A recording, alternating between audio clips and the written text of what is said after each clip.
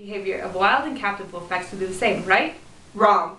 Captive wolf packs are created by gathering individual wolves and then tossing them together to create a new pack. Whereas wild wolves are more focused on mate choice, aka when mates choose each other, and then they form family groups. More or less. The offspring of the alpha pair exhibit natal dispersal, and the captive offspring are unable to do so. Natal dispersal, can you explain that? It's when offspring leave the pack they were born in and find or create their own pack. Oh right, they leave anywhere from 9 months to 3 years of age, but sometimes will remain with the pack and become what is termed the beta. Right, and wild packs, obvious dominance displays are not as frequent.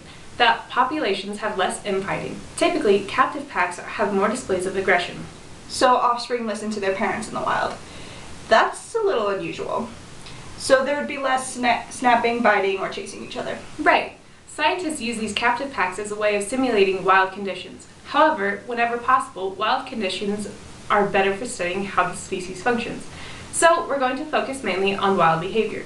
For packs in the wild, the breeding pair is in charge of taking care of the pack together in a joint effort and defend the territory.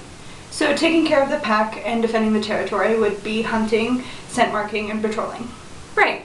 Younger members are submissive and will follow the lead and generally support the breeding pair and do not display territoriality responses or leadership roles.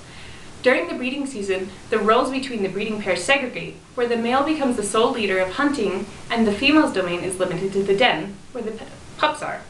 This makes her more aggressive to alien wolves coming close to proximity of the den, whereas males are more aggressive just when a wolf is entering the territory. Exactly. There are times when a breeding pair is split up due to the loss of the alphas. When this happens, the roles and behaviors of the whole pack will change.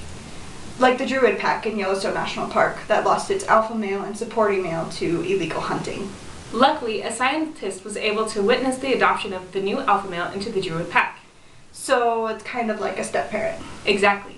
In the sense that the pack or the family needs to accept the new addition. Before acceptance, he's examined by the entire pack, and upon deciding he's acceptable, he will be mobbed with love. The pack then will resume normal behavior. So behavior in wild wolf packs is dependent on the alphas, which are the breeding pair. They are organized into family groups. The alphas take on the roles of leadership, hunting, territoriality, and pup rearing. In the case of the loss of an alpha, the pack behavior shifts until a new alpha is adopted into the pack. And remember, it's only science if you write it down.